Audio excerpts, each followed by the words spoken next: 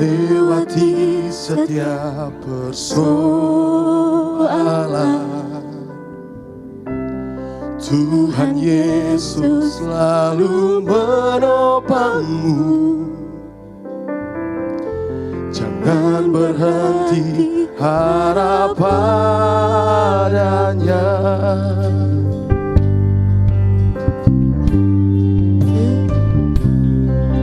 Kuatkanlah hatimu.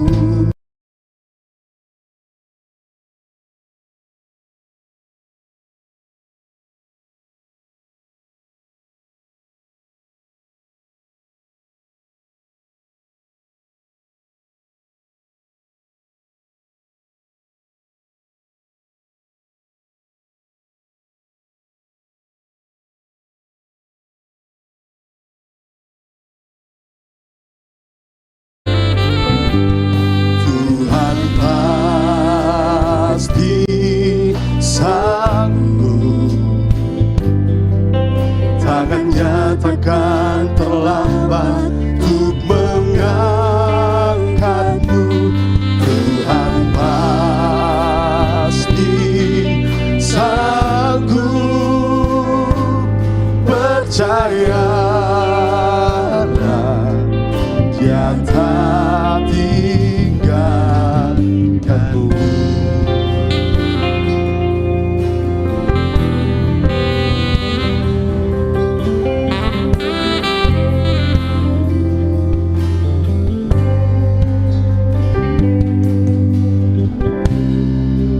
Kuatkanlah hatimu,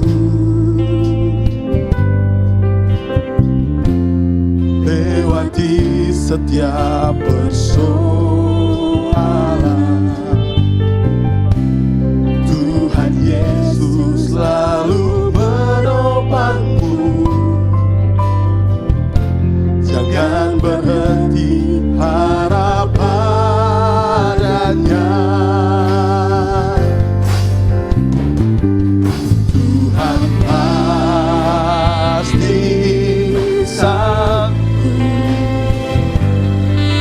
Tangannya takkan terlambat untuk mengangkatmu. Tuhan pasti sanggup,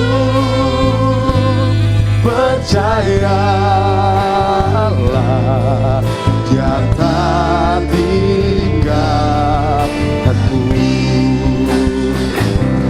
Tuhan pasti sanggup, tangannya takkan terlambat untuk mengangkatmu. Tuhan pasti sanggup, percayalah,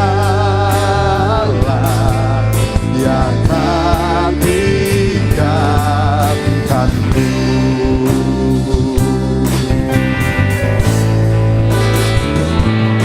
Tuhan pasti sanggup, tangannya takkan terlambat untuk mengangkatmu. Tuhan pasti sanggup, percayalah,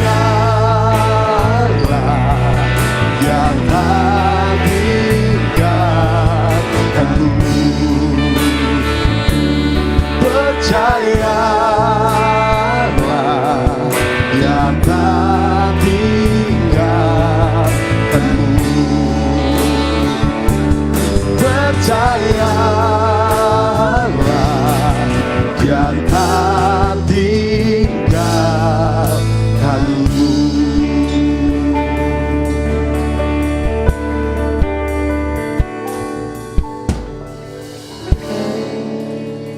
Puji nama Tuhan, shalom. Sekali lagi shalom.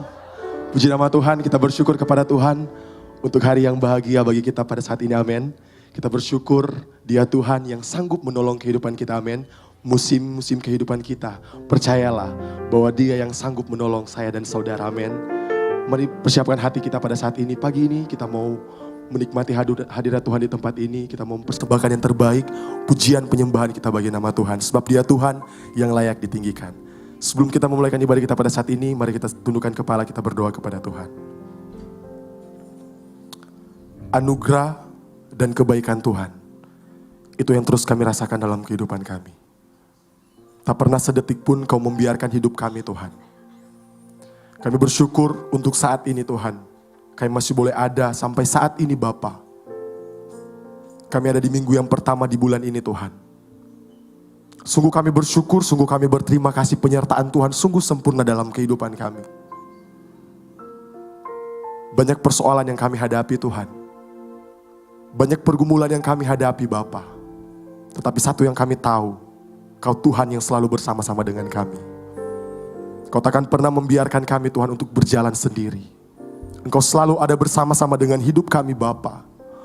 Kami bersyukur, kami berterima kasih, kami punya Tuhan yang luar biasa. Kami punya Tuhan yang ajaib. Kami punya Tuhan yang hebat. Kami bersyukur Tuhan untuk pagi yang indah ini, suatu kehormatan bagi setiap kami. Kami ada di tempat ini Tuhan. Kami masih boleh hidup, bukan karena kekuatan kami, bukan karena kemampuan kami, tapi itu semua karena kebaikan dan anugerah Tuhan yang Tuhan berikan bagi hidup kami. Kami mempersembahkan yang terbaik bagimu pada pagi hari ini Tuhan. Layakan kami, sucikan kami Tuhan. Nyatakan lebih lagi hadirat-Mu di tempat ini Tuhan. Sebab dalam hadirat-Mu ada kekuatan. Dalam hadirat-Mu ada kemenangan Tuhan. Dalam hadirat-Mu ada ketenangan Bapa. Dalam hadirat-Mu ada mujizat Tuhan. Terima kasih Bapa, terima kasih Yesus. Kami mau menyerahkan ibadah kami pada pagi hari ini. Biar Engkau Tuhan yang bertata di tempat ini Tuhan. Bertata di atas pujian dan penyembahan kami. Kami memuliakan ibadah kami Tuhan. Kami mau menyembah Engkau Tuhan. Di dalam nama Tuhan Yesus Kristus. Bapak Ibu Saudara yang siap menyembah Tuhan. Mari sama-sama kita katakan. Amin. Kasih tepuk tangan bagi Tuhan kita yang luar biasa.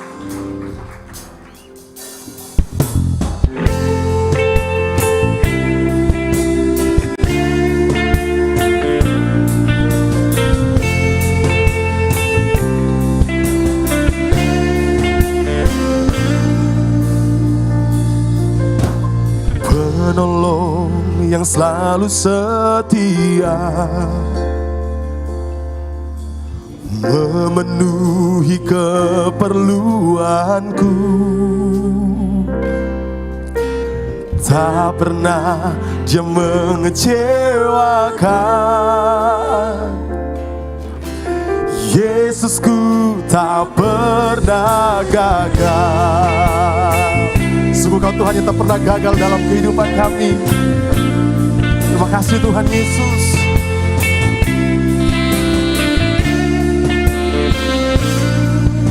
Penolong yang selalu setia. Katakan, memenuhi keperluanku. Memenuhi keperluanku.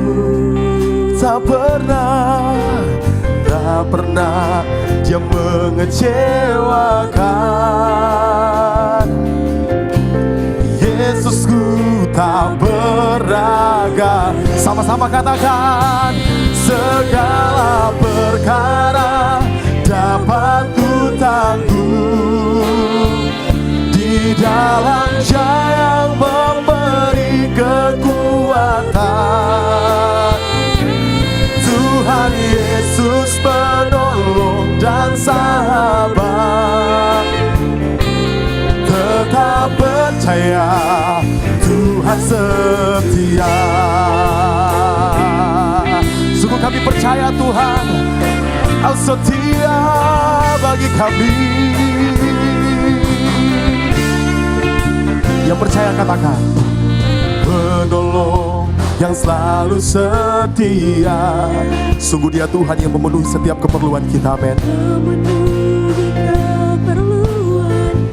Dia takkan pernah Dia mengecewakan.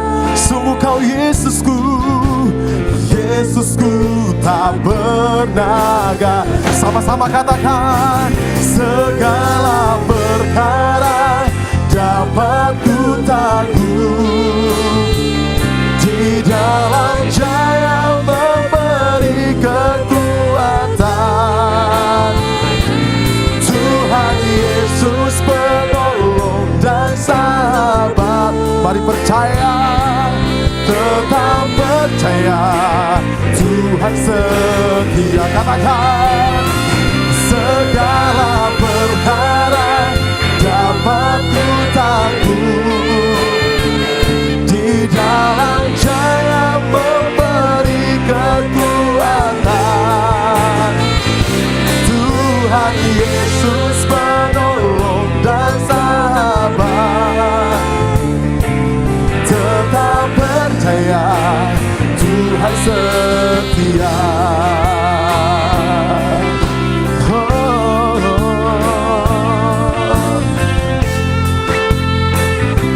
Biar jemaat Tuhan yang katakan pujian ini. Katakan, penolong. Kami mau bilang Kau setia Tuhan Yesus.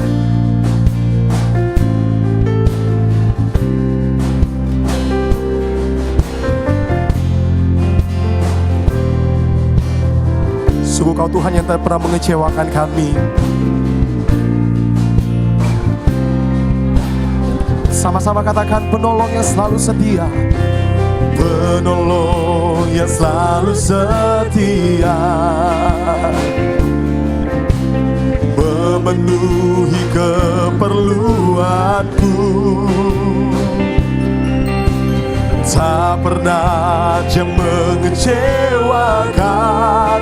Kau Yesusku, Yesusku tak pernah. Sama-sama katakan, segala perkara dapat ku tanggung, di dalam Dia memberi kekuatan. Tuhan Yesus penolong dan sahabat, tetap percaya Tuhan lebih lagi katakan, segala perkara dapat ku tanggung, di dalam Dia memberi kekuatan. Tuhan Yesus penolong dan sahabat. Sungguh kami percaya Tuhan, tetap percaya Tuhan setia. Sejak itu semua bangkit berdiri, Bapak Ibu Saudara. Yakinlah bahwa Dia selalu menolong kita.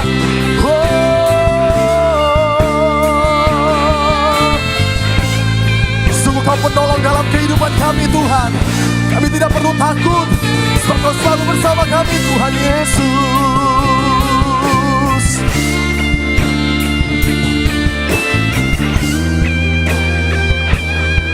Mari angkat tanganmu, katakan, segala perkara dapat ku tanggung, di dalam Dia yang memberi kekuatan. Sungguh Kau Tuhan yang menolong kami Tuhan. Tuhan Yesus menolong dan sahabat, Tetap percaya kepada Dia. tetap percaya Tuhan setia. Lebih sungguh-sungguh lagi katakan, segala perkara, segala perkara dapat ku tanggung, di dalam Dia yang memberi kekuatan. Tuhan Yesus penolong dan sahabat, tetap percaya Tuhan sekali lagi kita nyatakan, segala perkara dapat ku tanggung, di dalam Dia yang memberi kekuatan. Tuhan Yesus penolong dan sahabat,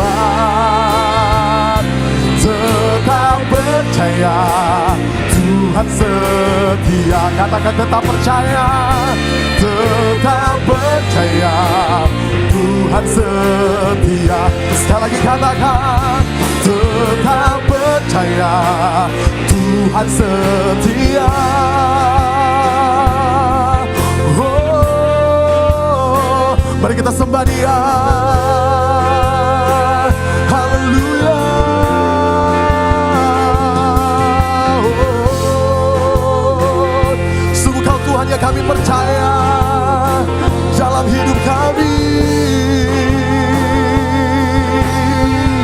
Tuhan penolong kami. Kau Tuhan penolong kami. Oh. Haleluya, haleluya. Yesus Tuhan, Yesus Tuhan.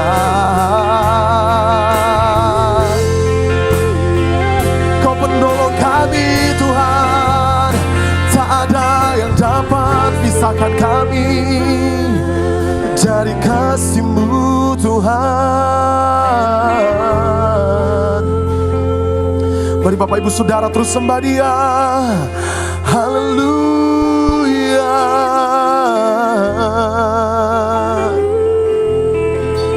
Sungguh Kau penolong kami Tuhan. Sungguh Kau penolong kami Tuhan.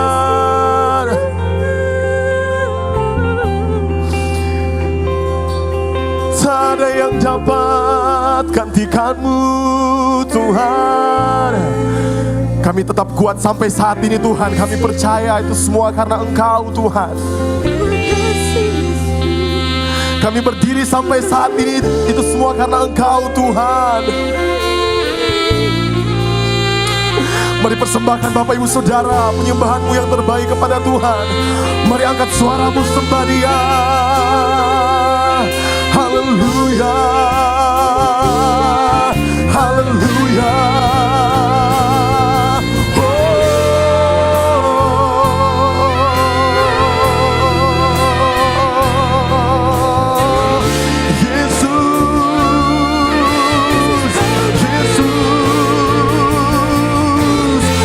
Dia Bapak Ibu Saudara, mari angkat suaramu, lebih lagi tinggikan Dia, muliakan Dia sebab Dia Tuhan yang layak ditinggikan di tempat ini.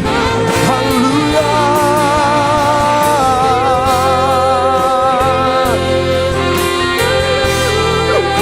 Yesus Tuhan.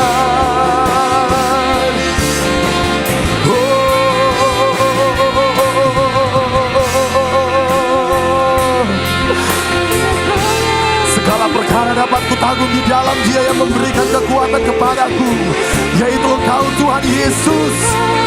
Oh, pujian bagi nama-Mu Tuhan, pujian bagi nama-Mu Tuhan di tempat yang maha tinggi.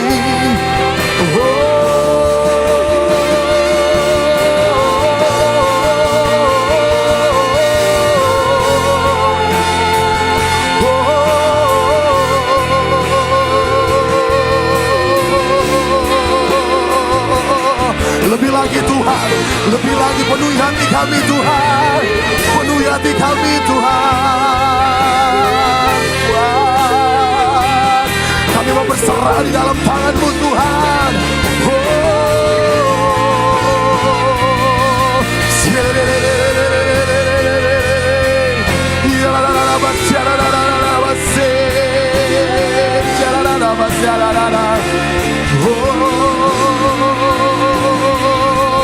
Tuhan Yesus,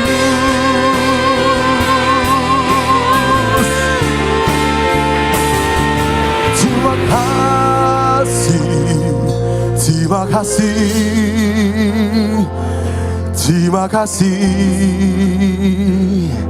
terima kasih Yesus.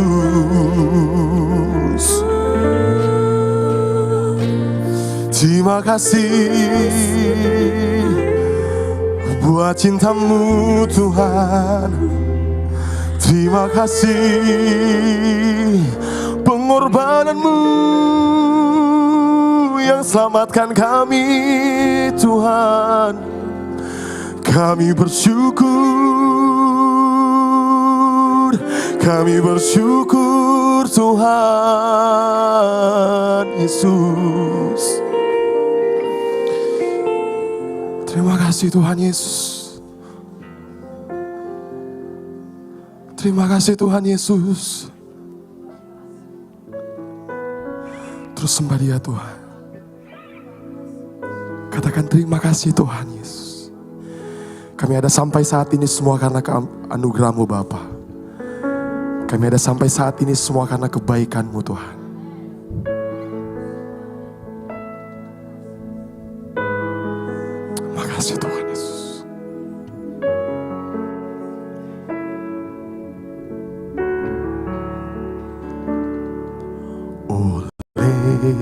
karena kemurahan Tuhan ku ada sampai hari ini. Oleh karena kebaikan Tuhan, janji-Mu terjadi bagiku. Sama-sama kita nyatakan pujian ini. Terima kasih Tuhan Yesus. Katakan, oleh karena kemurahan Tuhan ku ada sampai hari ini. Oleh karena kebaikan Tuhan, janji-Mu terjadi bagiku. Katakan, ku sembah Kau Tuhan, ku mengangkat tanganku, selamanya Kau ajaib bagiku. Ku sembah Kau Tuhan, ku mengangkat wajahku, selamanya Kau hebat bagiku. Kasih tepuk tangan bagi Tuhan kita yang hebat. Haleluya, kami ada Tuhan. Sama-sama nyatakan, karena kemurahan Tuhan,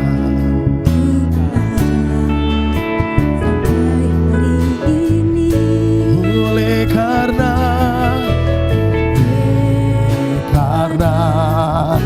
kebaikan Tuhan, janji-Mu terjadi bagi. Biar jemaat Tuhan yang katakan, oleh karena kemurahan Tuhan.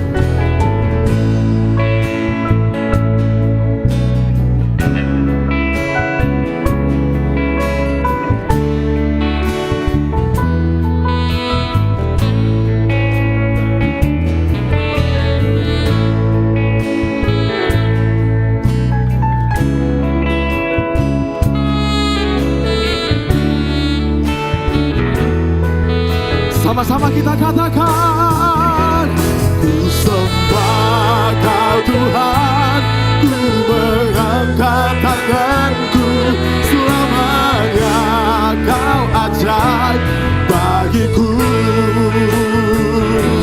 Ku sembah Kau Tuhan, ku mengangkat wajahku, selamanya Kau hebat bagiku. Lebih lagi katakan, ku sembah Kau Tuhan, ku mengangkat tanganku, selamanya Kau ajaib bagiku. Selamanya Kau ajaib bagi kami Tuhan. Ku sembah Kau Tuhan, ku mengangkat wajahku, selamanya Kau hebat bagiku. Ku sembah Kau Tuhan, ku mengangkat tanganku, selamanya Kau ajaib bagiku. Ku sembah Kau Tuhan, ku mengangkat tanganku, selamanya Kau ajaib bagiku. Lebih lagi katakan, sembah Kau Tuhan, ku mengangkat tanganku, selamanya Tuhan, sungguh Kau Allah yang ajaib dalam kehidupan kami. Ku sembah Kau Tuhan, ku mengangkat wajahku, selamanya Kau hebat bagiku. Katakan, selamanya Kau hebat, selamanya Kau hebat bagiku. Dengan iman katakan, selamanya Kau hebat bagiku. Kasih tepuk tangan bagi Tuhan kita yang luar biasa. Haleluya.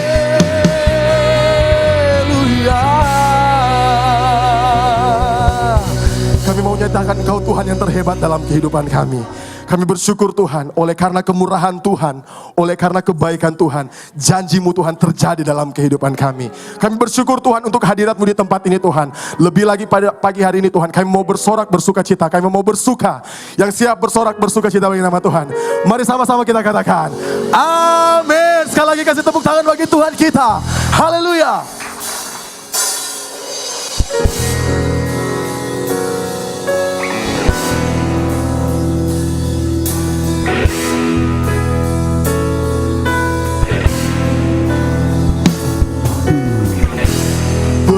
Bersuka, bersuka, bersuka dalam Tuhan. Katakan, bersuka, bersuka, bersuka dalam Tuhan.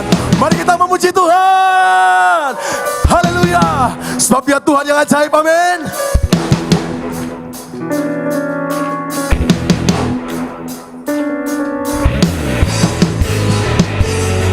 Mari kita jemaat Tuhan siap-siap untuk bersuka cita bagi nama Tuhan kita.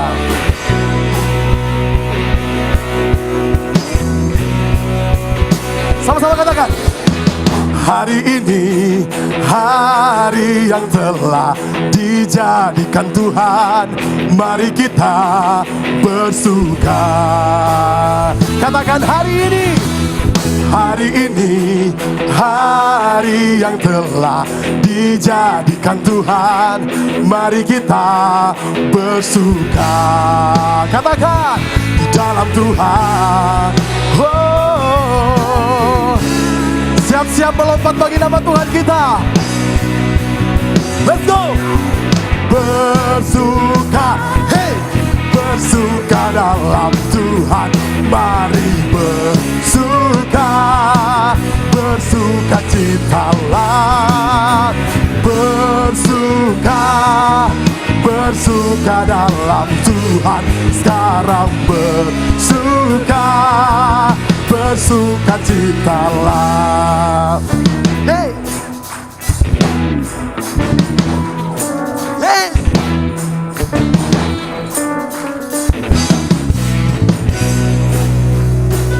Sama-sama katakan, hari ini hari yang telah dijadikan Tuhan. Mari jemaat Tuhan kita bersuka, bersuka. Sekali lagi katakan, hari ini hari yang telah dijadikan Tuhan. Mari kita bersuka. Di dalam siapa? Oh, bersuka di dalam Tuhan. 1, 2, 3, let's go. Bersuka, hey, bersuka dalam Tuhan. Mari bersuka, bersuka citalah. Bersuka, bersuka dalam Tuhan. Mari bersuka, bersuka citalah. Sama-sama katakan, bersuka, bersuka dalam Tuhan. Mari jemaat Tuhan kita bersuka cita bagi nama Tuhan kita. Bersuka citalah. Come on. Bersuka, bersuka dalam Tuhan. Sekarang bersuka, bersuka cita. Sekali lagi katakan, bersuka, bersuka dalam Tuhan. Mari bersuka, bersuka citalah. Bersuka, bersuka dalam Tuhan. Sekarang bersuka, bersuka citalah. Katakan, mari bersuka. Sekarang bersuka, sekarang mari bersuka, mari bersuka, bersuka citalah. Yes, bersuka.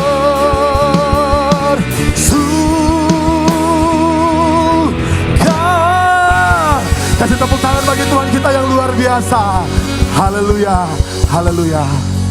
Mari salam kiri kanan katakan, engkau dipilih untuk melayani Tuhan. Haleluya.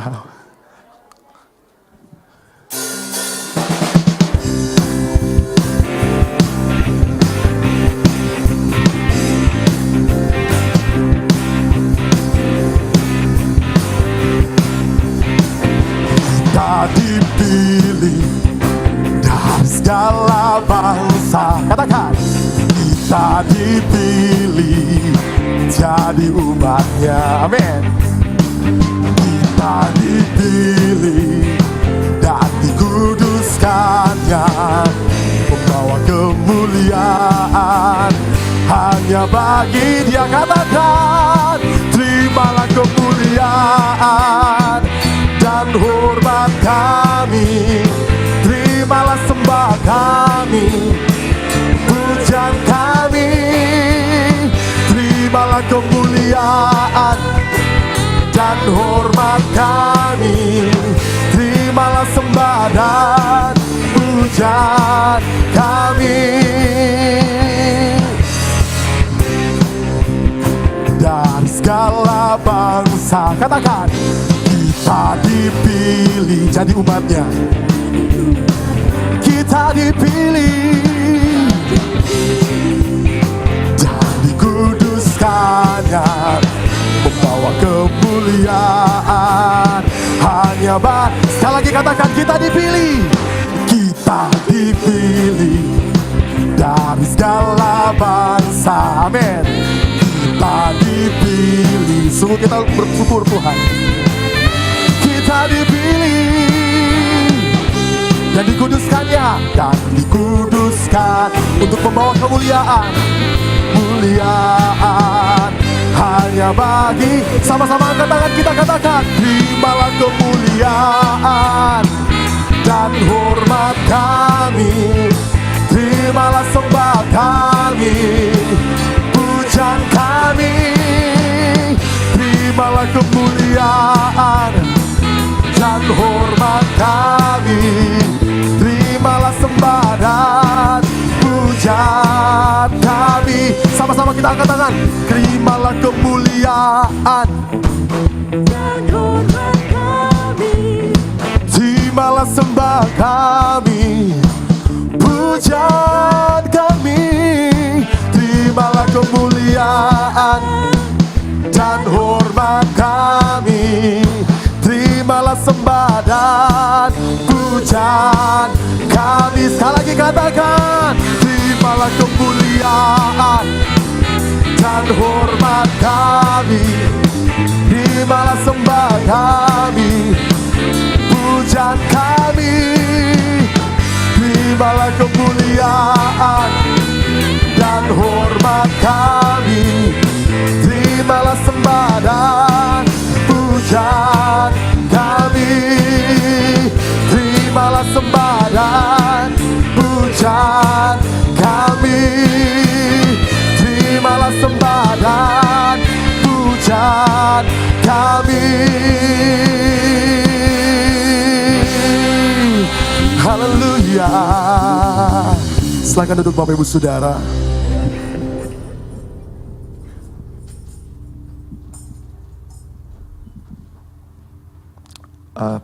Sebelum kita mendengarkan firman Tuhan yang mempunyai anak sekolah minggu, saya persilakan untuk ke bawah, kita akan mendoakan.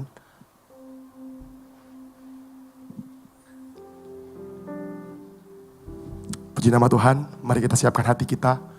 Kita akan disuruh kebenaran firman Tuhan. Haleluya Tuhan.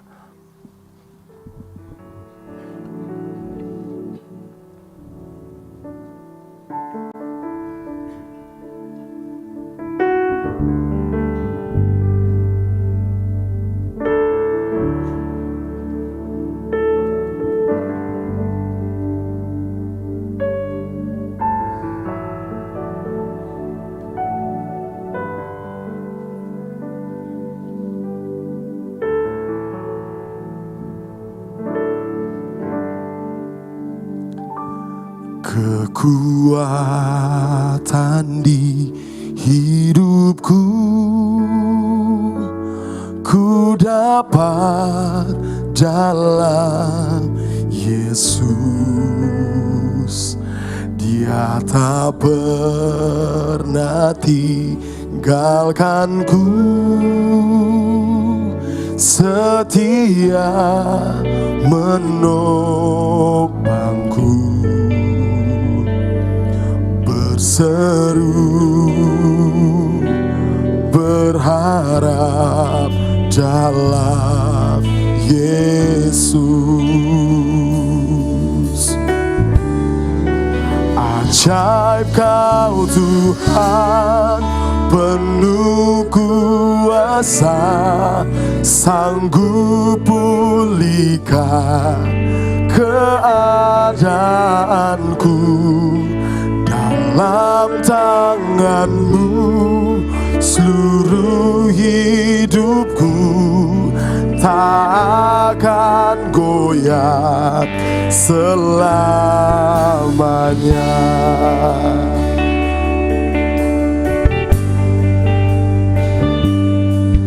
Kekuatan di hidupku ku dapat dalam Yesus. Sungguh Dia Tuhan yang tidak pernah membiarkan kita berjalan sendiri.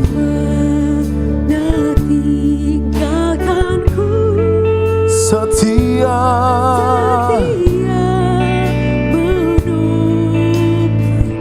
mari berseru Bapak Ibu Saudara, berseru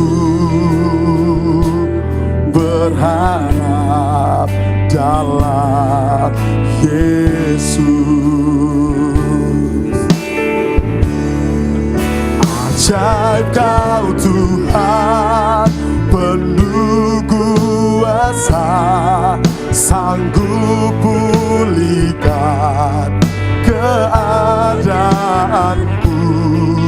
Dalam tangan-Mu seluruh hidupku, tak akan goyah selamanya. Katakan ajaib, oh, penuh kuasa,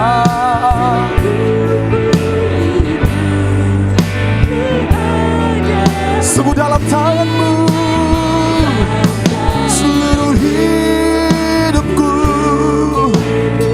tak akan goyah selamanya. Sekali lagi katakan ajaib Kau Tuhan, sanggup pulihkan keadaan. Sungguh dalam tangan-Mu Tuhan seluruh hidupku, tak akan selamanya.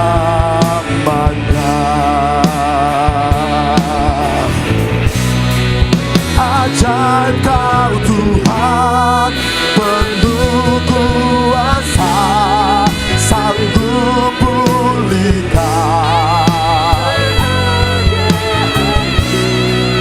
dalam tangan-Mu seluruh hidupku, tak akan goyah selamanya. Sekali lagi katakan ajaib Kau. Sudah semua berdiri.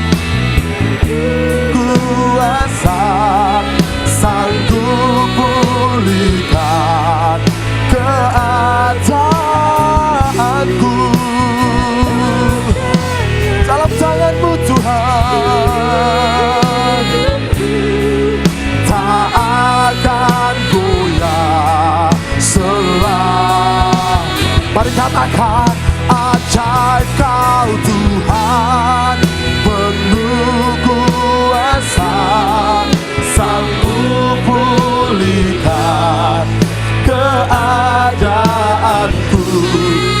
Dalam tangan-Mu seluruh hidupku, tak akan goyah selamanya.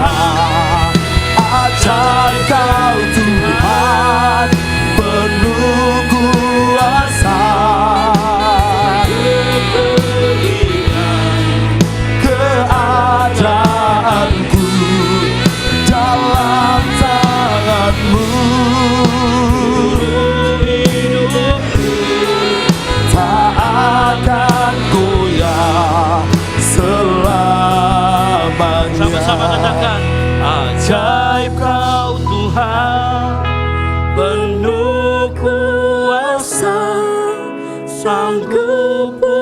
pulihkan keadaanku.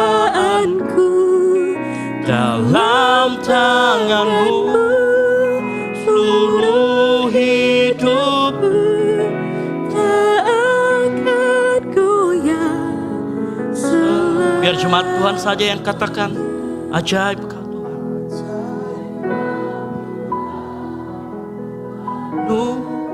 Yes. Amin.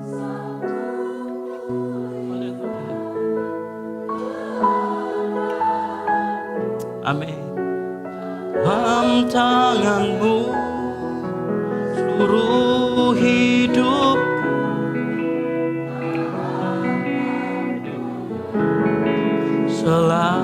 Tak akan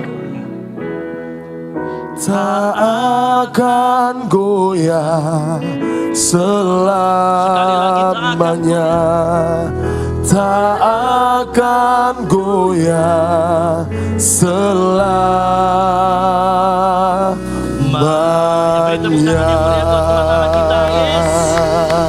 Yes, terus yang mulia buat Tuhan Allah kita. Kemuliaan, buat hormat kemuliaan bagi Tuhan Allah kita. Haleluya. Haleluya, haleluya. Ini kami Tuhan dan mengucap syukur buat pagi hari ini. Kami tahu kalau kami ada sebagaimana ada karena kekuatan yang Kau berikan melalui Tuhan Yesus Kristus di dalam kami. Kami mengucap syukur kalau kami bisa meninggikan dan memuliakan nama-Mu dan Kau bertahta di atas puji-pujian kami. Segala kemuliaan hanya bagi nama-Mu Tuhan. Sekarang kami akan mendengarkan firman Tuhan. Berikan kami telinga seorang murid, hati sebagai hamba, dan yang mau melakukan firman Tuhan. Kami serahkan ke dalam tangan-Mu, rapi hamba-Mu yang memberitakan firman Tuhan.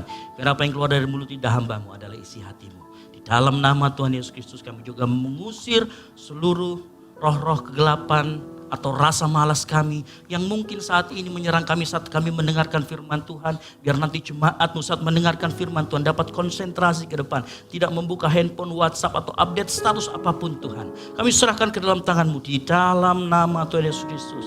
Yang siap mendengarkan firman Tuhan. Sama-sama katakan amin. Silakan duduk. Yes.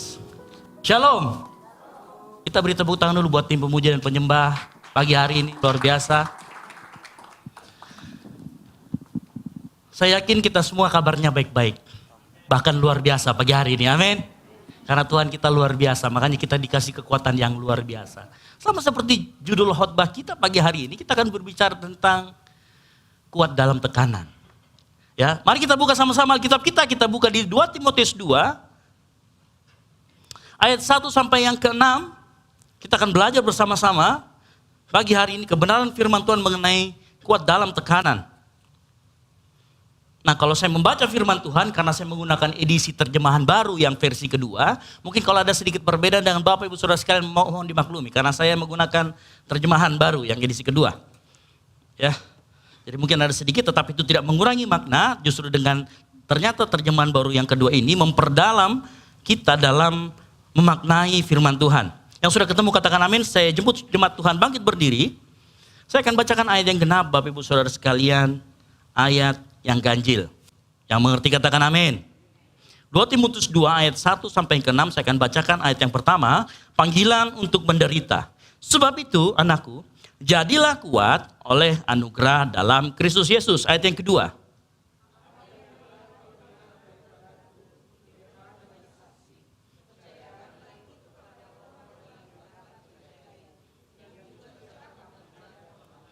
Ayat yang ketiga, ikutlah menderita sebagai seorang prajurit yang baik dari Kristus Yesus. Ayat yang keempat.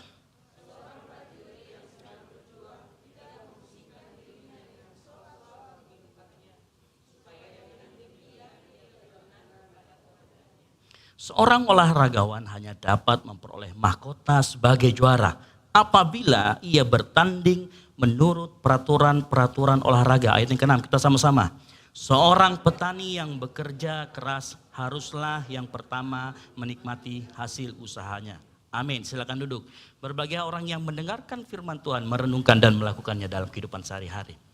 Nah, hal yang menarik bahwa di gereja ini kita jarang berbicara tentang berkat, ya. Malah pagi hari ini judulnya amat sangat unik karena dikatakan panggilan untuk menderita. Biasanya kalau gereja-gereja yang tiap minggu khotbahnya menderita gitu jarang ditemui ya. Nah, dalam kehidupan kita begini, dalam kehidupan kita sebenarnya kita itu selalu mengalami namanya tekanan, betul? Ya. Tekanan ini dapat berbagai macam. Saya mau garis bawahi bahwa tekanan yang saya maksudkan di sini adalah berbagai macam tuntutan dalam kehidupan kita, mengerti ya? Berbagai macam tuntutan, entah itu kita sebagai seorang anak, entah itu kita sebagai orang tua, entah itu kita sebagai seorang istri, entah itu kita sebagai seorang sahabat, seorang mahasiswa, seorang ASN atau karyawan, seorang petani bahkan yang berdiri di depan sini. Sebagai seorang pendeta juga punya banyak tuntutan. Saya kalau sudah Sabtu Minggu, minggu pertama apalagi, nah saya sudah memikirkan dan sudah mulai merenungkan kira-kira judulnya minggu depan itu apa. Karena kita mengikut judul dari tema GBI, makanya saya kalau masalah judul saya agak tenang sedikit. Cuman kan namanya kalau dikasih judul, akhirnya kita agak sedikit, wah ini nanti bicara tentang apa. Nah kita memang dari Badan Pusat GBI seringkali dikasih PPT, yang itu berbicara tentang, cuman kadang nggak nyambung. Nah entah kenapa kalau kita melihat itu, kita juga akhirnya wah dituntut. Karena khawatir begini, kita sebagai pengkhotbah kadang-kadang berpikir, nanti apa yang saya sampaikan kira-kira diterima oleh jemaat atau tidak. Atau bahkan menarik tidak. Jangan sampai pada saat kita baru menit kelima, jemaatnya sudah begini, kan gitu ya.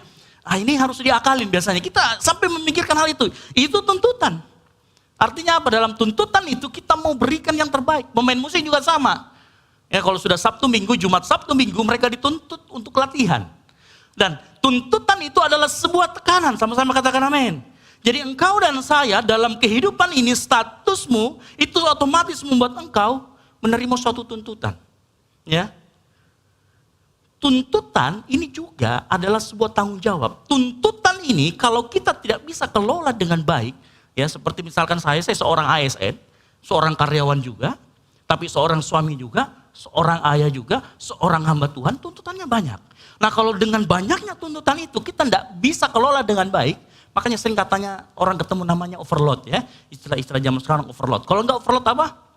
Sudah panas nih, kita Pentium 1 dibebani dengan pekerjaan yang sudah i9, Pentium i9, kan repot, overload. Apa yang terjadi? Bisa stres, depresi. Makanya kita ketemu banyak orang, kalau sudah misalkan ketemu sama berbagai macam tuntutan dalam hidupnya, dia overload, stres. Maka jadilah kita kenal namanya ODGJ, orang dengan gangguan kejiwaan, kan gitu.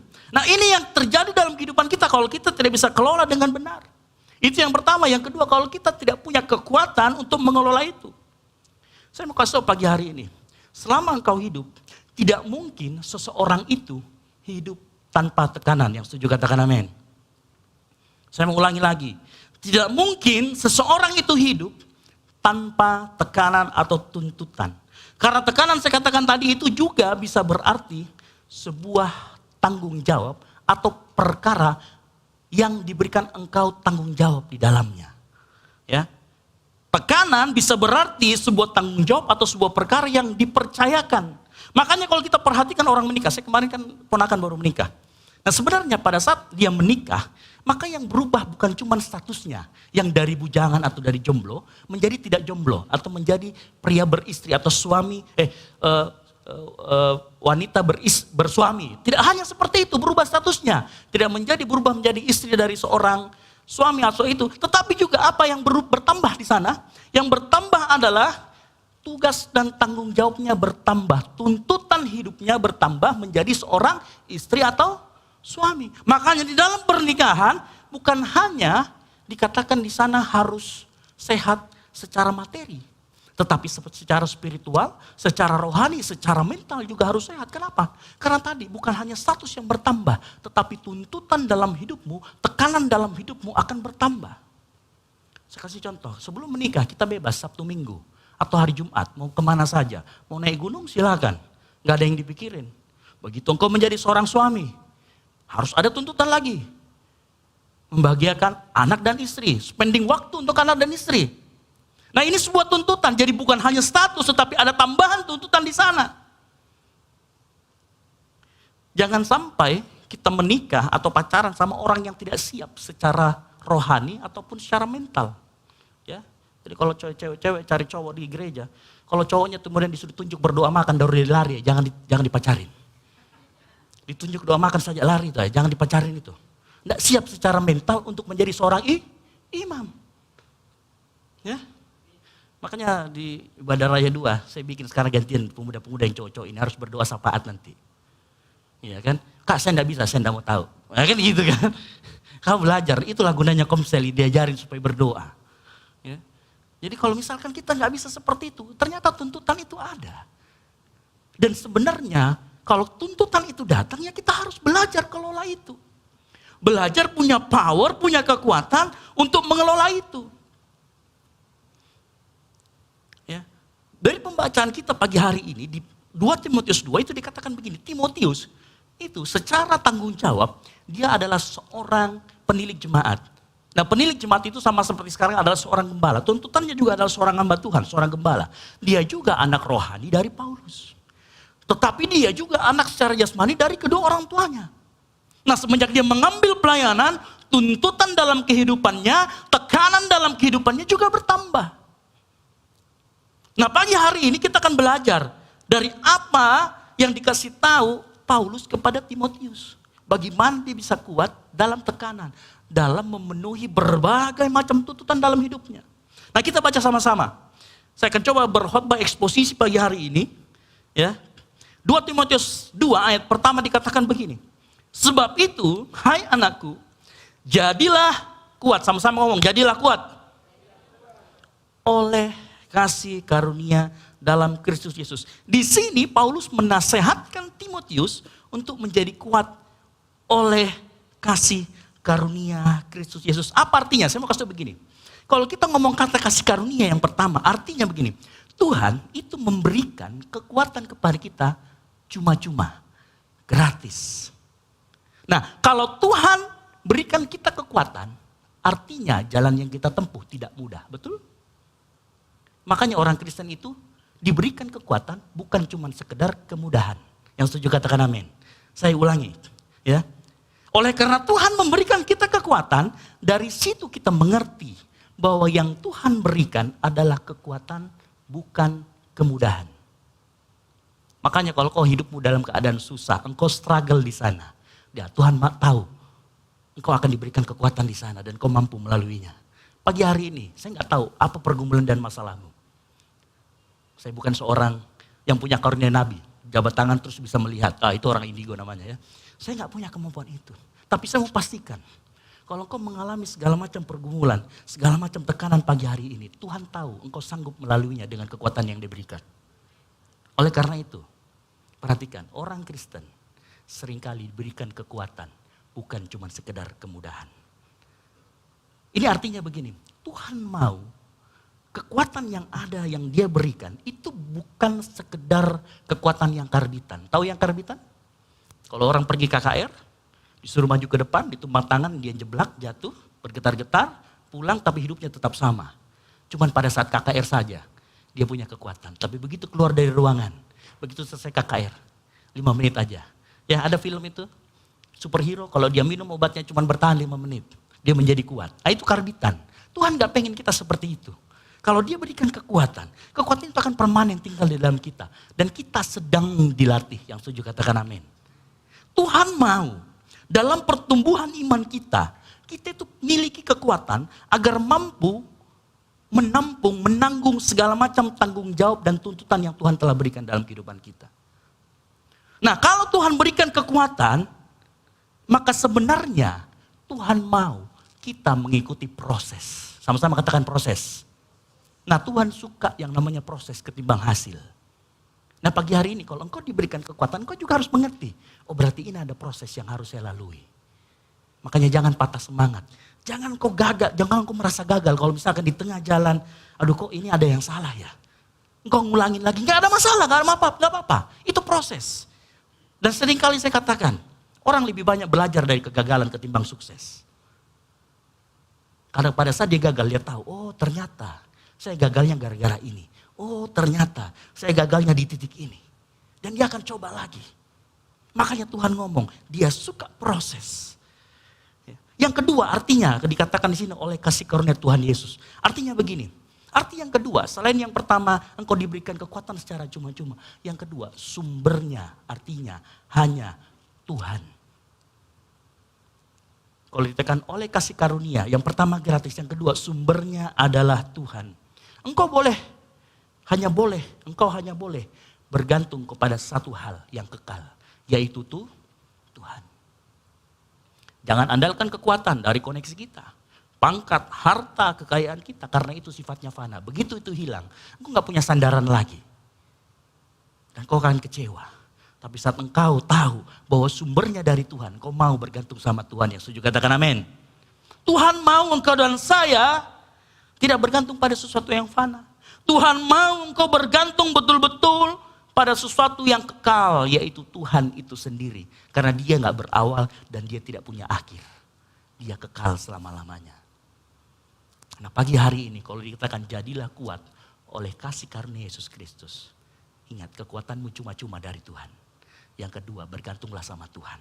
Ayat berikutnya, 2 Timotius 2 ayat yang kedua. Dia mengatakan begini.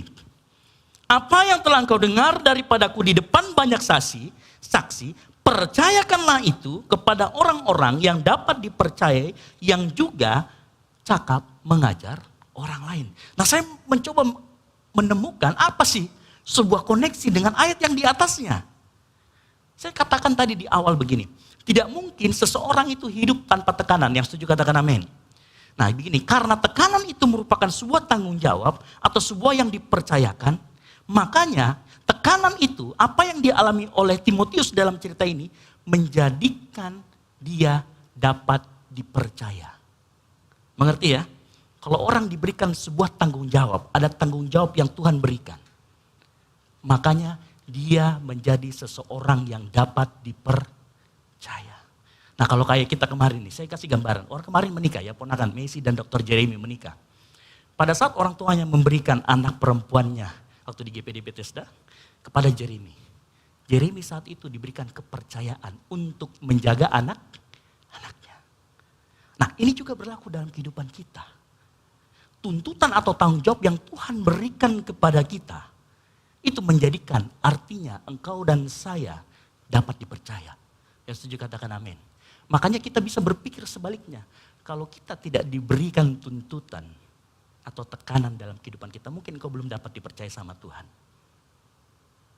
Coba kita berpikir pagi hari ini. Kita flashback dalam kehidupan, kita coba reflektif. Saat engkau mengalami tekanan, Tuhan mau percayakan engkau sesuatu yang lebih. Yang setuju katakan amin. Tuhan mau engkau dipercaya lebih dan lebih lagi. Makanya akan ada tuntutan bersamaan dengan kepercayaan. Kepercayaan dan tuntutan selalu datang bersamaan. Makanya engkau butuh kekuatan dari Tuhan. Makanya engkau butuh bergantung sama Tuhan. Karena tekanan yang lebih besar memerlukan kekuatan yang lebih besar. Kekuatan yang lebih besar artinya engkau akan diberikan tanggung jawab yang lebih besar lagi. Jadi berbahagialah kita pagi hari ini. Kalau engkau cuma pelaksana di kantormu, lalu engkau dipromosikan jadi entah itu manajer, kepala seksi, maka tanggung jawabmu semakin besar. Tekanannya juga semakin besar. Gajinya juga semakin besar, iya dong. Kan seperti itu. Atau ada di sini yang naik jadi manajer tapi gajinya turun. Kan gitu ya, gak mungkin. Selalu seperti itu. Ini arti yang kedua ayatnya. Kita lanjut ke ayat yang ketiga. Ayat yang ketiga sampai dengan ke-6 ini menarik. Karena Paulus mencoba menjelaskan secara alegoris perumpamaan mengenai ayat pertama dan yang kedua tadi. Nah kita akan sama-sama belajar pagi hari ini. 2 Timotius 2 ayat 3 sampai dengan yang 4. Saya akan bacakan. Ikutlah menderita sebagai seorang prajurit yang baik dari Kristus Yesus. Seorang prajurit yang sedang berjuang tidak memusingkan dirinya dengan soal-soal penghidupannya. Supaya dengan demikian ia berkenan kepada komandannya. Nah digambarkan yang pertama, digambarkan sebagai seorang prajurit. Nah prajurit itu, kalau di dalam kemiliteran kita mengerti namanya komando. Komando itu dari atas sampai ke bawah harus tegak lurus, tidak boleh belok-belok. Ya, artinya apa? Suatu kali begini saya. Sewaktu itu, mungkin saya sudah pernah ceritakan, sewaktu itu saya tugas di Batam, kemudian Bapak Kakanwil itu sedang tarik tambang. Sedang jadi cheerleadersnya tim tarik tambang. Kita pagi-pagi, tapi pagi-pagi itu cuacanya bagus, tiba-tiba turun hujan. Nah waktu turun hujan ada sebagian orang yang lari. Tetapi kita di situ yang mengerti garis komando, kita nggak berani lari karena belum ada perintah dari Bapak Kakanwil untuk kita lari. Jadi kita di situ hujan-hujanan bareng. Nah, hal seperti ini tuh pernah terjadi di dalam kehidupan Tuhan Yesus. Dia ngomong waktu Tuhan Yesus masuk ke Kapernaum, dia ketemu dengan seorang perwira yang hambanya lagi sakit. Nah, perhatikan apa yang dibilang. Kamu nggak usah ke rumah saya Tuhan Yesus. Kamu cukup keluarkan saja sepatah kata. Dia bilang gini, karena saya juga seorang bawahan. Dan kalau misalkan atasan saya berkata, pergilah ke sana, saya pergi. Saya juga punya bawahan. Saya ngomong sama bawahan saya, kamu datang, dia akan datang. Mengerti? Ada sebuah garis komando di sana. Artinya orang yang mengerti tugas, tanggung jawab dan tekanan, dia harus modelnya seperti seorang prajurit yang mengerti garis komando. Nah, garis komando di sini berbicara tentang bagaimana engkau fokus dengan komando itu. Engkau fokus dengan apa yang Tuhan mau dalam hidupmu. Ya, kalau kita tadi dengar cerita yang tadi perwira itu sangat taat dan menghormati perintah atau komando atasannya. Atau bahasa simpelnya dia dengar-dengaran banget sama komandannya. Dan sama kalau di kantor saya. Di kantor saya kita dengar-dengaran banget sama Bapak. Ya di atasan kita dengar-dengaran banget lah. Disuruh jalan-jalan, lari-lari. Jungkir balik. Saya mau kasih tahu bahwa saat engkau dengar-dengaran, engkau nurut, itu bukan untuk menghambat. Jadi ada orang bilang begini, kalau kita sering-sering ngikutin komando, kita itu tidak kreatif. Kita itu tidak bisa improvisasi. Dengar baik-baik. Saat engkau dengar-dengaran atau nurut dengan apa yang diperintahkan dari top levelmu, atau engkau dengar-dengaran, itu bukan untuk menghambat kreativitasmu atau mengurangi kebebasanmu. Tetapi saat engkau dengar-dengaran, menunjukkan bahwa engkau dapat dipercaya, kembali ke ayat 2 tadi. Engkau dapat dipercaya kalau engkau ngikut apa perintah komandanmu. Ya, kepercayaan dan perintah selalu berjalan bersamaan. Saat kita ngikutin apa kata Tuhan, fokus sama apa yang Tuhan berikan dalam hidup kita. Apa yang Tuhan mau dalam kehidupan kita. Nah, saat itu juga kita akan dipercaya lebih dan lebih lagi. Nah, kalau kita mau belajar dari kehidupan prajurit, menjadi seorang prajurit yang baik, harus fokus dengan perintah atasannya. Makanya dikatakan di ayat keempat, seorang prajurit yang sedang berjuang, tidak memusingkan dirinya dengan soal-soal penghidupannya. Dia hanya fokus kepada apa yang berkenan kepada komandannya. Komandannya ngomong A, engkau jalan A, B. Nah, Tuhan mau pagi hari ini kita memiliki fokus yang benar dalam kehidupan kita. Sudahkah kita memiliki fokus yang benar? Nah, kalau kita berbicara mengenai fokus yang benar dalam kehidupan kita berbicara tentang prioritas dalam hidupmu itu bagaimana dan seperti apa. Kalau kita berbicara tentang fokus, maka kita berbicara tentang prioritas. Mendahulukan Tuhan atau prioritas Tuhan dalam hidup kita, bukan berarti yang didahulukan hanya hal-hal yang berbau rohani. Ngerti ya, saya ulangi. Mendahulukan Tuhan dalam kehidupan kita bukan berarti engkau hanya mendahulukan hal-hal yang rohani. Misalkan pelayanan bertabrakan dengan tugas kantor. Lalu engkau dengan serampangan memilih tugas pelayanan. Kemudian keluar SP di kantor. Setelah di SP engkau nangis-nangis sama Tuhan. Lalu Tuhan bingung, salah saya apa? Kenapa mengadu sama saya? Mungkin saat itu engkau salah mengartikan bagaimana cara memprioritaskan sesuatu dalam hidupmu. Artinya begini, kalau engkau diperhadapkan dengan pelayanan dan pekerjaan tabrakan, aturlah sebaik mungkin supaya keduanya bisa berjalan bersama-sama. Yang setuju katakan amin. Nah, saya ngalamin, bukan cuma sekedar saya ngalamin. Karena sepanjang saya masuk kerja, hampir 17 tahun, 18 tahun. Saya juga pelayanan, tidak pernah saya lepas dari pelayanan. Dan saya bisa mengatur dengan baik-baik. Nah, saya mau cerita suatu kali begini. Suatu kali ada suatu hal yang mengharuskan saya cuti. Waktu itu kalau tidak salah Mami Dev pergi ke Polewali. Dan saya minta izin sama atasan saya. Pak, waktu itu masih zaman WFO, WFH. Pak, boleh tidak saya WFH untuk hari Kamis dan Jumat, karena saya katakan dalam surat saya tulis, saya meminta izin untuk WFH, kerja dari rumah, berhubung istri saya pulang kampung, dan saya harus melihat anak yang punya kebutuhan khusus. Saya tulis seperti itu. Apa yang terjadi? Saya ditelepon sama kepala bagian umum.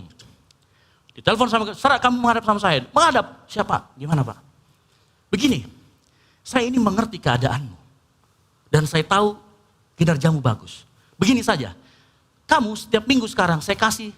Jadi waktu itu, bersamaan dengan itu, sebulan berikutnya sebenarnya WFH itu sudah diberhentikan, tidak boleh lagi dari rumah, sudah tidak boleh kerja dari rumah, harus semua WFO masuk di kerja. Nah, dia bilang begini, saya mengerti keadaanmu dan saya akan kasih privilege kamu boleh WFH setiap minggu 2 hari, terserah kamu mau pilih hari apa. Artinya saya mau pilih enaknya saya, Senin sama Jumat, kan enak kan? Senin agak lambat bangun, Jumat kan enak, besoknya Sabtu, liburannya banyak. Saya didesak untuk ngambil, saya sampai nolak-nolak, Pak jangan Pak. Saya tahu Bapak baik banget, cuman jangan saya Pak. Saya masih bisa mengatur dengan baik kondisi rumah tangga saya Pak. Atas saya ngomong, itu bukan atas saya, jadi dia kepala bagian umum yang jauh di tingkatnya di atas saya, dia kami ngomong berdua. Saya sudah ngomong sama atasanmu di sana, beliau setuju dan kamu silakan ambil. Saya bilang Pak, tugas saya harus standby di kantor, ngawasin jaringan, kalau ada kendala saya akan datang. Saya mohon maaf Pak, saya bukan tidak mau terima, tapi saya akan terima, saya akan pakai pada saat saya betul-betul butuh, seperti sekarang ini. Dia geleng-geleng, oh yang kalau gitu seperti itu. Nah, mungkin orang lihat, wah enak ya? Enggak enak juga. Karena begini, karena sebelum sampai saya ke titik itu, mungkin istri saya pernah tahu, kalau ada acara, kita bisa pulang sampai malam, ngapain? Ngatur set sound, ngatur set, jadi di kantor itu yang ngerti sound cuma saya doang. Jadi kita yang ngatur set sound, belum lagi waktu zaman dulu, harus hybrid acaranya. Nah kita semua yang ngatur, zoomnya seperti apa, peralatannya apa-apanya, dan kita kadang sampai pulang sampai malam. Ternyata atasan kita lihat itu. Nah setelah dia lihat itu dia tahu, wah anak ini bisa dipercaya. Makanya pada saat dia kasih kita WFH, dia bilang karena kamu dapat dipercaya makanya saya kasih kamu privilege seperti ini. Nah maksud saya anak Tuhan di tempat kerja harus seperti itu. 2 kali lebih bekerja keras supaya saat engkau memiliki kendala, engkau ngomong, engkau dapat dipercaya, dikasih tanpa umbul. Betulkah ini? Jangan sampai kamu bohong, jangan sampai kamu alasan.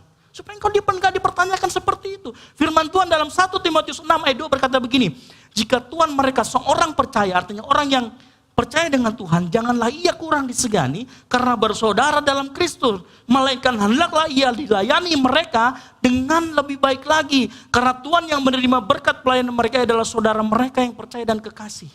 Ngerti maksud saya? Di dalam tempat kerjamu kerjalah 2 kali lebih baik ketimbang orang lain. Supaya saat engkau membutuhkan sebuah privilege, engkau membutuhkan bantuan di sana, engkau tahu engkau dapat dipercaya.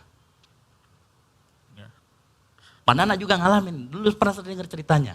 Ini saking dipercayanya, disuruh mau pensiun pun gak dikasih. Benar ya Pak Nana ya? Mau pensiun pun gak dikasih. Karena kenapa? Dipercaya. Tuntutan membuat kita, artinya kita dapat dipercaya. Ya. Kalau kita mau belajar dari kehidupan prajurit, jadilah prajurit yang baik. Untuk teman-teman yang masih muda, perhatikan begini. Ingat orang tuamu mengirim engkau untuk kuliah di sini.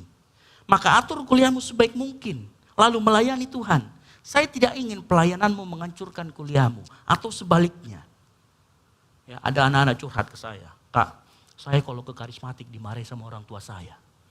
Kenapa? Kamu sesat katanya. Tapi saya lihat kehidupanmu, dipastori hidupmu seperti ini. Oh ya pantasan kalau kamu dimarahin sama orang tamu lah, kamu di gereja rajin, di rumahmu malas. Ya susah. Harusnya di gereja rajin, jadi rumah juga rajin. Atau kalau tidak, setidaknya waktu engkau belum masuk di karismatik, engkau anaknya susah dikasih tahu, tiba-tiba begitu engkau masuk, ada pembaruan dalam hidupmu, orang tahu, wah ternyata di aliran karismatik, hidup bisa bertransformasi. Nah jangan sampai ya kita rajin ke gereja tapi di rumah malas-malasan. Ya. Mari kita pagi hari ini coba kita miliki fokus yang benar dalam kehidupan kita.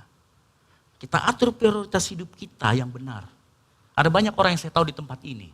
Kalau dia tugas malam, dia pagi ke gereja. Sebaliknya, dia coba akali bagaimana dia bisa tetap pelayanan, tapi tetap juga melayani Tuhan. Tetap juga pekerjaannya dia tidak terbengkalai. Ada yang banyak yang seperti itu. Nah untuk orang yang seperti itu, saya acungi kau jempol. Terus lanjutkan karena Tuhan akan percayakan sesuatu yang lebih. Baik dalam pelayananmu maupun di dalam pekerjaanmu. Yang setuju katakan amin. Nah saya mau kita pagi hari ini, coba kita atur. Jangan cuma hanya sekedar berbohong rohani. Karena Tuhan mau dalam semua aspek kehidupan kita, kita menjadi orang yang diberkati Tuhan. Ada sebuah cerita begini. Ada seorang, waktu itu terjadi perang, ada prajurit yang kecil. Jumlah prajurit ini kecil, tinggal sedikit. Seorang jenderal, seorang kapten dan ya beberapa pasukannya. Berperang dengan pasukan yang jumlahnya sangat besar. Waktu itu jumlahnya sangat besar dan bawahannya yang prajurit kecil ini dia ngomong, kita nggak mungkin bisa menang melawan itu. Tapi sang jenderal ngomong begini, dia melihat ke puncak, dia ahli strategi, dia lihat-lihat, kita masih bisa menang. Kita masih bisa menang. Ini dilihat kondisinya, strateginya, ini kita bisa menang. Terus dia ngomong sama prajuritnya dan semua bawahannya, kita akan berperang melawan pasukan itu yang besar. Kaget, wow, masa kita bisa menang? Ayo kita semua berdoa. Berdoa, selesai berdoa, amin. Terus sang jenderal ngomong begini, saya tahu kalian semua ada keraguan dalam dirinya. Karena memang mereka sudah bisik-bisik, bisakah kita menang ini, bisakah kita menang? Nah, terus kemudian sang jenderal ambil sebuah koin. Dia bilang, koin ini ada kepala dan ada ekor, katanya. Saya akan tos ke atas, kalau kepala kita akan menang. Oh setuju, ditos ke atas, tes. Pas dilihat, ternyata kepala. Wah prajuritnya, baik kita lawan. Lawan, berperang dia. Si jenderal mengatur strategi. Begitu mereka berperang dengan pasukan yang lebih besar, mereka menang. Sang kapten bertanya sama jenderal, jenderal, kau bisa? Padahal kalau kita pikir-pikir, kalau misalkan ditos ke atas, kemudian koinnya keluar ekor kan bahaya juga. Cuman sang jenderal keluarkan koinnya. Di dalam koin ini nggak ada ekor, selalu kepala. Artinya apa? Dia mau prajuritnya ngikutin perintahnya. Nah Tuhan dalam kehidupan kita mirip jenderal itu. Kalau dia sudah kasih kepercayaan, dia akan pastikan engkau dan saya menang. Yang setuju katakan amin. Permasalahannya adalah kadang kita itu menggantungkan sesuatu, hidup kita pada sesuatu yang gak baik, sesuatu yang fana. Tuhan mau kalau dia seperti seorang jenderal, gak ada ekor dalam kamusnya, gak ada kekalahan dalam kamus Tuhan. Yang ada pada kamus Tuhan adalah kemenangan demi kemenangan. Yang setuju katakan amin. Beri tepuk tangan bagi kemuliaan nama Tuhan. Haleluya. Berikutnya, 2 Timotius 2 ayat yang kelima, itu kalau kita berbicara tentang seorang prajurit. 2 Timotius 2 ayat yang kelima dikatakan begini. Seorang olahragawan hanya dapat memperoleh mahkota sebagai juara apabila ia bertanding menurut peraturan-peraturan olahraga. Nah perhatikan begini, mahkota berbicara mengenai upah. Saya ulangi, mahkota berbicara mengenai upah. Nah upah ini bukan tujuannya. Tujuannya adalah sampai garis finish dulu. Upah itu atau mahkota itu hanya akibat kalau kita sampai duluan. Finish. Nah jangan dibalik. Jangan kejar mahkotanya. Kejar dulu finishnya. Satu persatu baru engkau dapat mahkotanya. Nah makanya pastikan kita itu di dalam track pertandingan. Ngerti maksudnya dalam track pertandingan? Artinya kita itu jadi yang bertanding bukan jadi penonton. Pastikan kita itu ada di track pertandingannya dulu. Jangan sampai kita pengen dapat mahkota tapi ternyata kita bukan peserta, kita penonton. Tahu apa yang membuat engkau menjadi penonton? Dosa. Dosa itu artinya hamartia. Hamartia itu juga digambarkan orang yang harusnya jadi peserta kemudian jadi penonton. Pagi hari ini Tuhan mau kita menjadi peserta, menjadi atlet yang pada saat kita sampai ke finish kita dapatkan upah. Yang setuju katakan amin. Nah tapi di dalam kita sebagai atlet kita mengarungi pertandingan itu ada peraturannya yang harus kita ikuti, yang harus kita patuhi. Kalau tidak jangan sampai begini, kita sudah sampai garis finish, ternyata Tuhan bilang, kamu nggak ikut aturan, kamu didiskualifikasi. Tidak dapat mahkota. Nah ada peraturannya, ada aturannya. Saya bayangkan, kalau misalkan seorang pemain bola nggak tahu apa itu offside, atau tidak bisa membedakan yang mana gawang lawan, yang mana gawang lawan. Yang mana gawang kawan dan yang mana gawang lawan. Seperti siapa? Harry Maguire. Ya, backnya MU. Bapak Ibu nggak ngerti ya. Jadi backnya MU ini nggak bisa mengerti ini yang mana gawang lawan dan gawang kawan. Jadi dia sering ngebobol gawang sendiri. Itu Harry Maguire. Ya. Jadi sering seperti itu. Nah jangan sampai kita tidak mengerti aturan itu. Nah Paulus menggambarkan kita itu seperti pertandingan. Pertandingan itu punya aturan atau rule yang harus kita ikutin. Contoh saya kasih rule dalam kehidupan kita. Yang mau pintar angkat tangan. Harus belajar. Ya, saya kalau misalkan scroll IG itu lucu atau Facebook. Ada anak-anak tidur begini, habis itu diambil kabel data, dia tempel semua di kepalanya, baru buku-buku di atasnya ditempel juga itu kabel data begini tidur.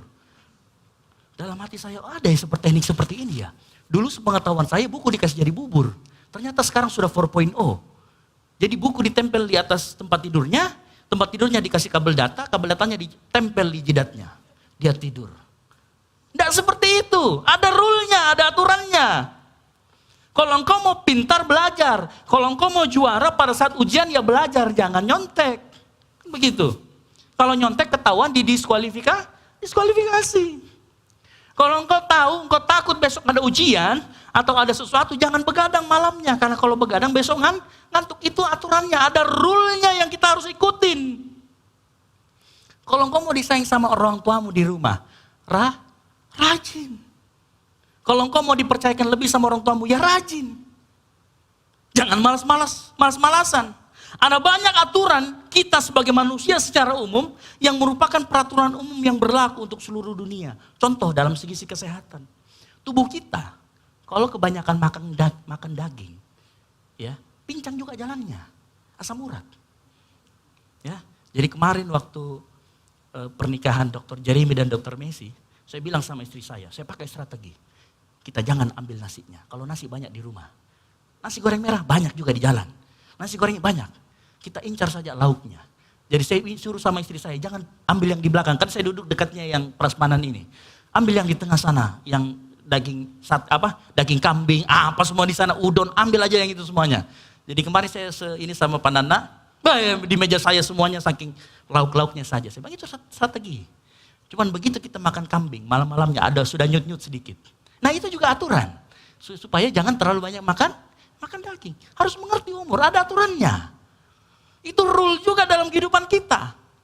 Kalau kita tidak, begini juga Bapak Ibu Saudara sekalian.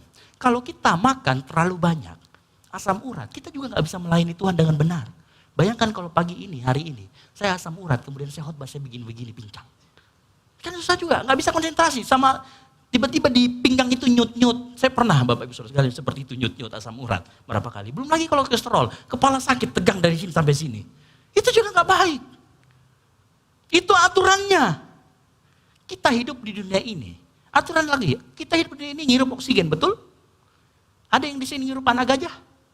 Masuk ke hidung? Nggak mungkin. Kan gitu. Kita menghirup oksigen.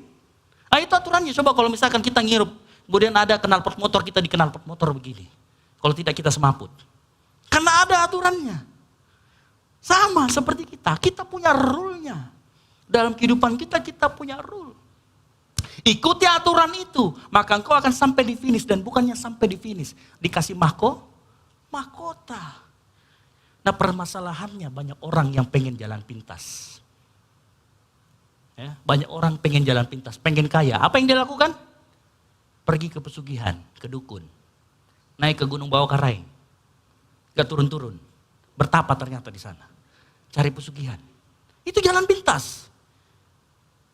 Padahal firman Tuhan berkata, kalau engkau mau kaya, Tuhan, Bapak Ibu Saudara sekalian begini ya, kalau kita baca Alkitab, tidak pernah sama sekali Tuhan itu beri kekayaan.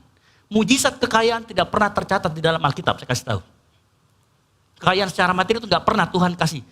Dalam nama Tuhan Yesus engkau akan dapat harta. Tidak. Bahkan suatu kali begini. Suatu kali waktu Tuhan Yesus masuk ke bait Allah, dia disuruh membayar bea. Dia bersama dengan Petrus. Petrus tidak punya uang, Tuhan Yesus juga tidak punya uang. Apa yang dibilang sama Tuhan Yesus? Petrus, gunakan keahlianmu apa? Mancing ikan. Ikan yang kau dapat pertama, di dalamnya ada 2 uang koin, 2 perak. Kamu kasih uang itu. Lihat, Yesus gak ngomong, kamu pergi ke sana ada uang nemu, dompet. Kamu ambil uangnya, dompet. Enggak. Yesus ngomong, gunakan keahlianmu. Karena yang Tuhan berikan sama kita itu kekuatan untuk mendapatkan kekayaan, bukan kekayaannya. Ngerti maksud saya? Kekuatan untuk mendapatkan kekayaan, itu yang Tuhan berikan. Bukan kekayaannya. Makanya tidak pernah ada mujizat di dalam Alkitab ini. Dia berbicara tentang mujizat kekayaan, tidak pernah. Yang ada kalau ikut Tuhan, habis kekayaan kita. Seperti Sakeus. Saya akan berikan, kalau saya pernah memeras orang, saya akan kembalikan 4 kali lipat. Begitu. Gitu. Yang ada malah hilang. Ya. Saya mau kasih tahu, mengikut Yesus seperti itu. Ada lagi strateginya. Dalam engkau mengatur hidupmu, gunakan strategi yang baik. Kalau engkau tahu 2 minggu ke depan engkau bakalan sibuk dengan kuliahmu dan engkau tidak mau pelayananmu terganggu, engkau coba ngomong sama yang punya otoritas pelayananmu supaya apa? Tolong boleh gak ditukar? Karena saya tahu saya minggu depan sibuk. Jangan kau tinggalkan pekerjaanmu numpuk-numpuk. Hari H baru, woi aduh lupa ini. Kemudian kau merasa, aduh saya rasa tekanan saya minggu ini sangat berat. Tuhan bilang, kamu yang bodoh. Tidak perhatikan hidupmu dengan seksama. Kamu tahu minggu depan kamu bakalan banyak tugas kerjaanmu di kantor. Tapi kamu tidak mau atur pelayananmu sebaik mungkin. Firman Tuhan berkata, Efesus 5 ayat 15. Karena itu perhatikanlah dengan seksama. Bagaimana kamu hidup. Janganlah seperti orang bebal tetapi seorang arif. Orang arif itu bukan yang pemain keyboard ya. Itu namanya arif juga, bukan. Jadi orang arif itu dia tahu apa yang nanti ke depan